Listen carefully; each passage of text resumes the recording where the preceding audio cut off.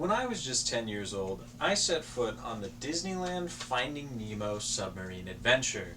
The ride would take you on a fantastic adventure to meet the characters from under the sea. Nemo, Marlin, Dory, Crush. With Finding Nemo being one of my all-time favorite Disney movies back in 2003, this was a dream come true for me. This ride right here. Now, getting to adventure underwater is not something that's been commonly done in human history as much as you might think. You see, it's been said that we have more pictures of outer space than we do under our water. Hello, I'm Sam Scoville. This is a deeper dive into the history and use of submarines. To tell you a little bit about why I'm here, I have a huge fascination with creatures under the sea. I have viewed some of the first submersibles to go underwater for combat at the World War II History Museum in New Orleans, and I've done plenty of research on submarines and underwater travel.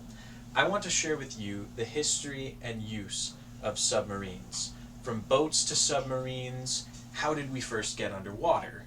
What have we used submarines for? Naval use, combat, research, and what is the future of submarines? So let's dive right in. First, we're going to talk about boats. To get underwater, humanity needed a vessel with which to get there. Our fascination with water, though, would start with boats. So before we dive into the history of submarines, let's first set sail and talk about boats. From boats to the underwater, how did we first get submarines? Well, we couldn't go under without first traveling by boat. As you can see, this is what one of the first boats might have looked like. This is the Pesce canoe. As we may remember from history class, boats would take on many forms throughout human history, allowing us to discover land masses and continents we hadn't been to.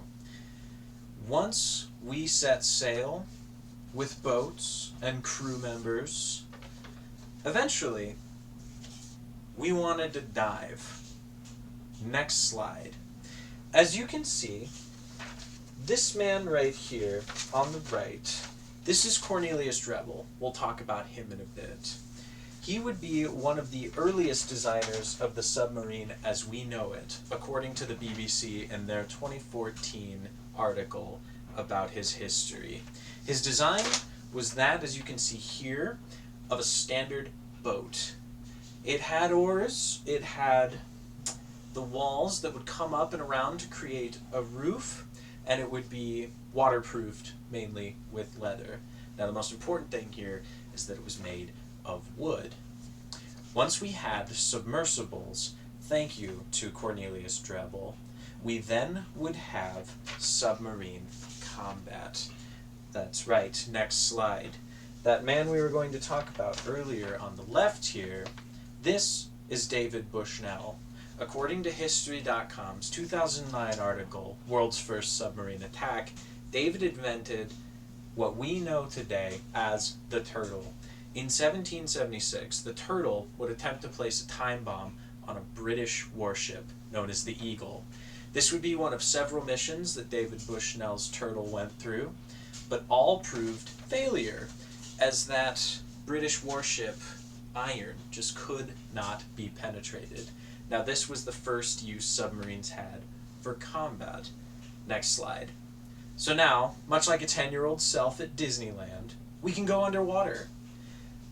By next, talking about the uses of the submarine. And while Crush and Nemo may not be there, what was under the water is something we're still researching to this day. Before we could go underwater, we had to sail. Now that we've sailed, we can submerge. What can we do with submarines? Why did we get underwater after the boat? Well, we used submarines for combat. From World War I to World War II, now that we could go underwater, according to Paul Fontenoy in his book, Submarines, A History of Their Impact, we did. Submarines were instrumental in their usage for World Wars I and II, requiring countermeasures to be made on the spot to detect and destroy enemy warships. To send a submarine ensured that you could be easily stealthy, and even take out merchant ships, which halted trade on land masses during the war, which was pretty big. It would mean no guns, no tanks, no cars, no things for the armies to get around. Sorry, warships. According to Karl Lautenschlager, in his book, The Submarine and Naval Warfare, we learn that submarines are best in isolation. You don't want a fleet of submarines. Submarines play best as the hunter. After World War II, though, we found that submarines were safer for ocean exploration than before. Next slide. We can use submarines for ocean exploration. If the ocean takes up nearly 70% of our planet and is deeper than some mountains may be tall, if we have any hope to go that deep, we could use the submarine to get there. Once the submarine switched from being made of wood to being made of iron or steel, once again according to Fontenoy in about 1839, we now had the means to withstand the ocean's pressure better than ever before. Next slide. This is an example of submarine sonar. Sonars are used to project the area around you via sound, as you would not otherwise see what's around you in that deep of water. This helps find wreckages and other boats. It can also provide certain geological scans if the technology's there. So, now that we've talked a bit about how and why we went under, first talking about boats, what I wanted to know was where can we go from here? We learned the history, we learned its uses, but now, lastly, I want to talk about what the future holds for the use of the submarine. And believe me, while it may be hard to agree, it's better than what Disneyland did with Nemo and Crush. 10-year-old me is very sad about that. But also excited. You see, talking about boats and submarines, talking about what we used them for, secondly. Lastly, the future of submarines. Next slide. We can use them to build our global communication. According to Brian Clark in his 2016 article, Undersea Cables and the Future Competition of Submarines, we built systems long ago of cables underwater to communicate via telephone, to communicate on the internet, and with the advancement of technology in both submarines and these technologies of cables, now we have fiber optics, we may be able to find more exciting ways to upgrade those cables and connect ourselves better than ever before. Those old cables can be weak, and sometimes people run into them. The cables will break in shallow waters because of the waves. We may be able to upgrade those, and with submarines being more available and used than ever before, that's definitely something that could happen, according to Brian Clark. The other exciting, and my personal favorite thing about submarines, is we can get submarines commercially, much like buying a car.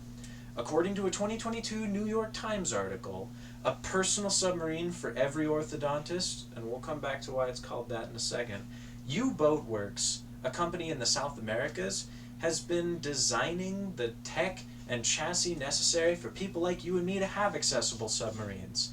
Though at that price point they're at right now, an orthodontist definitely makes sense. Here on this slide you can see an example of what a personal submarine might look like. There they are under the water there. It's a little smaller than the submarine you might have in your head. Next slide. But now, ironically, as we're getting everyone who wants to pilot a submarine, we're also taking the pilot out of the submarine. Yes, submarines are getting smaller than ever before, according to Megan Eckstein in her 2022 article, What's Next for the Navy Unmanned Water Programs. We can see that to make the submarine smaller, we have to take the pilots out of it. A 6-foot-tall person is not going to fit in what I'm about to show you next on this slide. This is an example of an unmanned submarine. You can see the cables and most likely the remote. These submarines are able to go out on longer journeys because you don't have the people inside who need to eat and sleep, and it can go deeper than ever before as you don't have to pull it back up to get those people out. It's made of the same materials that allow the pressure not to damage it. It can be operated remotely or from another submarine. So as the crews cycle out, that one can stay as deep as it needed to go. The history and the future of submarines is just so fascinating to me. To summarize what we talked about today, we first talked about how we first got out on the water. We talked about boats. We then talked about the history of those submarines, how we designed them, what they were used for, and finally, we talked about the future of the submarine, of the cables, and the unmanned submarines, which were different than the inventors of the submarine could have ever thought of. The submarine has just gone above and beyond the expectations of those who invented it, and it provides a really engaging way to research the water, of which takes up about 70% of our planet. From the time when I got to meet all those fishy friends from Finding Nemo, I find I myself, up to now, am more excited for the research that's going to come from those unmanned submarines. Think about the things we can find. Underwater volcanoes, potential undiscovered species of animals, and we'll get to see ocean floors, which is not something there's very many pictures of. And one thing is for certain, it's safer than having a diver go and do it, as the diver would get the bends, but the submarine is pressure safe. Thank you for listening to my speech.